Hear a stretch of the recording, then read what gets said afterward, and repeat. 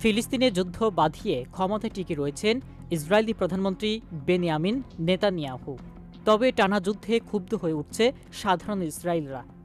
এ নিয়ে নেতানিয়াহুকে নানাভাবে চাপ দিয়েও কোনো কাজ হয়নি। শেষ পর্যন্ত লাখ লাখ ইসরায়েলি নেমে এসেছেন রাস্তায়।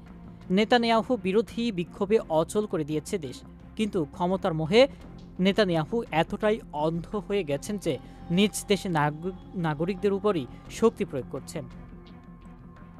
নেতানিয়াহু বাহিনীর রোষানলে পড়লেও রাজপথ ছাড়ছেন না ইসরায়েলি বিক্ষোভকারীরা। আর এভাবে গৃহযুদ্ধের আবহ তৈরি হয়েছে।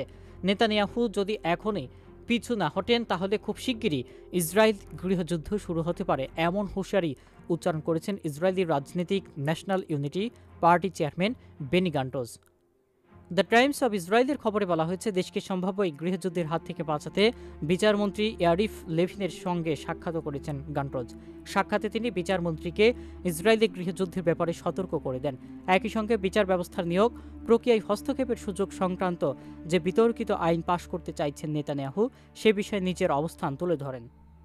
গান্টোজ জানিয়েছেন, আইনটি চূড়ান্ত ভোটে তুললে ভুল করবেন তিনি। যুদ্ধ ছাড়াই গাজা থেকে ইসরায়েলি জিম্মিদের ফিরিয়ে আনা সম্ভব, কিন্তু নেতানিয়াহু ইচ্ছা করেই যুদ্ধ টিকিয়ে রেখেছেন। কারণ যুদ্ধ থেমে গেলেই দুর্নীতির অভিযোগে কারাগারে ঢুকতে হতে পারে তাকে। এজন্যই কোনো বিক্ষোভের মুখেও যুদ্ধ জিগিয়ে রেখেছেন নেতানিয়াহু। এর বাইরেও দেশের ভেতর নিজের ক্ষমতা আরও পাকাপোক্ত করার সময় সব বন্দোবস্ত করে ফেলেছেন তিনি। এতে খোদ ইসরায়েলের ভেতর শুরু হয়েছে অস্থিরতা। বিচার ব্যবস্থার নিয়োগ প্রক্রিয়ায় হস্তক্ষেপের জন্য বিতর্কিত একটি আইন পাশ করতে চাইছেন নেতানিয়াহু। এর ফলে বিচার ব্যবস্থার উপর রাজনৈতিক নিয়ন্ত্রণ প্রতিষ্ঠা করতে পারবেন তিনি। এ নিয়ে ক্ষোভ ঝেড়েছেন গান্টোজ।